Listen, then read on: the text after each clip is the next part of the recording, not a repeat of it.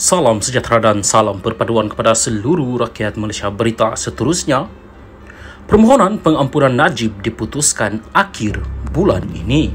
Berita penuh, lembaga pengampunan dijadual akan membuat keputusan berhubung permohonan Najib Razak untuk mendapatkan pengampunan pada akhir bulan ini, lapor Channel News Asia CNA. Menurut laporan itu, permohonan oleh bekas Perdana Menteri yang sedang dipenjarakan tersebut akan didengar dalam sesi lembaga yang dijadualkan pada Minggu ketiga Januari selepas perkara berkenaan ditangguhkan pada mesyuarat bulan lalu kerana lembaga 6 anggota memutuskan bahawa mereka memerlukan lebih masa untuk membuat keputusan. Mesyuarat yang akan datang itu akan menjadi antara tugas terakhir yang di-Pertuan Agong Al-Sultan Abdullah Riayatuddin Al-Mustafa Bilal Shah sebelum baginda digantikan oleh Sultan Johor Sultan Ibrahim Sultan Iskandar pada akhir bulan ini. Sri Paduka mempunyai kata putus berhubung pengampunan ke atas penjenayah yang disabitkan kesalahan.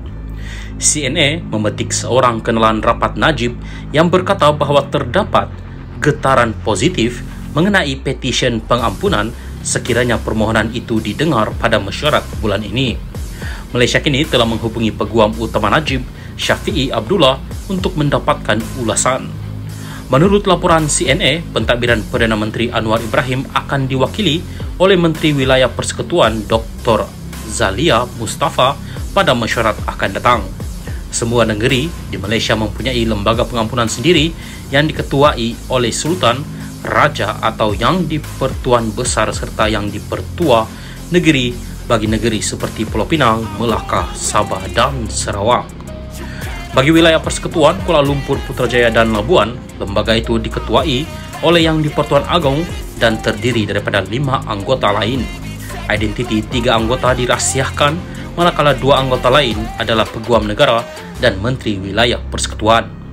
Menurut CNA, keputusan pengampunan itu boleh memberi kesan kepada pentadbiran Anwar tidak kira apa jua keputusannya.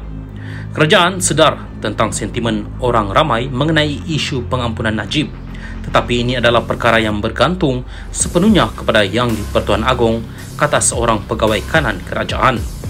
Pada Disember lalu, Syafiee berkata bahawa pasukannya akan menulis surat ke Putrajaya untuk mendapatkan maklumat terkini mengenai permohonan Najib untuk mendapatkan pengampunan yang difailkan hampir 10 bulan lalu. Bekas Presiden UMNO itu sedang menjalani hukuman penjara 12 tahun di penjara Kajang kerana kes rasuah membabitkan penyelewengan dana RM42 juta SRC International. Selain itu, dia juga sedang dibicarakan untuk pertuduhan lain berkaitan skandal Mega 1MDB. Salam sejahtera dan salam perpaduan kepada seluruh rakyat Malaysia terkini dari Mahkamah. Najib tak maklumkan kabinet bond AS 3.5 bilion dolar. Bertemu, seorang pegawai penyiasat SPRM memberi keterangan bahawa bekas Perdana Menteri Najib Razak tidak memaklumkan kabinet mengenai terbitan bond 1MDB bernilai AS 3.5 bilion dolar. Nur Aida Arifin memberitahu Mahkamah Tinggi Kuala Lumpur petang tadi mengenai perkara yang didakwa dilakukan Najib berhubung penglibatan 1MDB dalam pengambil alihan 2 pengeluar tenaga bebas IPP Tanjung Energy Holding Sendirian Berhad TEHSB dan Genting Senyen Sendirian Berhad. Saksi pendakwaan ke-49 itu memberi keterangan semasa perbicaraan hari ini terhadap 4 pertuduhan salah guna kuasa dan 21 pertuduhan pengubahan wang haram terhadap Najib yang dikatakan dengan dana RM2.27 bilion daripada 1MDB. Najib sebagai Menteri Kewangan tidak memaklumkan kabinet berhubung pengeluaran bond AS 3.5 bilion 1MDB, sedangkan sebenarnya obligasi pinjaman sebuah MKD syarikat milik Menteri Kewangan diperbadankan 1MDB akan memberi implikasi kepada keuangan negara. Kementerian Kewangan tidak mempunyai sebarang pengetahuan mengenai terbitan 2 bond itu yang masing-masing bernilai AS 1.75 bilion untuk pemperolehan TEHSB dan Genting Senyen, kata Nur Aida kepada Hakim Perbicaraan Colin Lawrence Quera.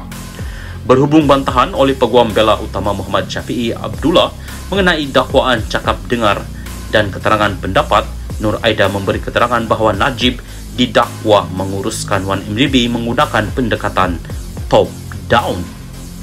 Saksi itu mendakwa sisatannya menunjukkan perkara ini apabila Najib menandatangani 2 resolusi bertulis yang dibentangkan dalam bentuk resolusi pekeliling pengarah DCR yang perlu ditandatangani oleh Lembaga Pengarawan MDB berhubung pemerolehan dana TEHSB dan genting San Yen.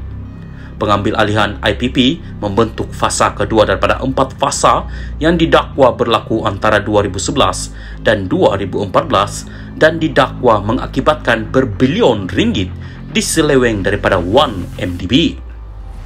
Bagaimanapun, disebabkan bantahan daripada Syafiee atas alasan cakap dengar, Square mengarahkan supaya sebahagian daripada bahagian keterangan Nur Aida mengenai bond itu digugurkan.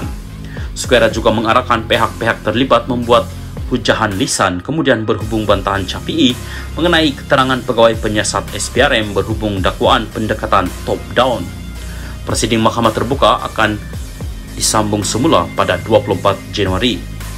Najib dibicarakan atas 4 pertuduhan salah guna kuasa dan 21 pertuduhan pengubahan wang haram membabitkan RM2.27 bilion daripada dana 1MDB. Bagi 4 pertuduhan salah guna kuasa, bekas ahli Parlimen Pekan itu didakwa melakukan kesalahan itu di Islamic Bank Berhad Cawangan Jalan Raja Chulan di Bukit Kelon, Kuala Lumpur antara 24 Februari 2011 dan 19 Disember 2014. Bagi 21 pertuduhan pengubahan wang haram, Najib dikatakan melakukan kesalahan itu di bank yang sama antara 22 Mac 2013 dan 30 Ogos 2013.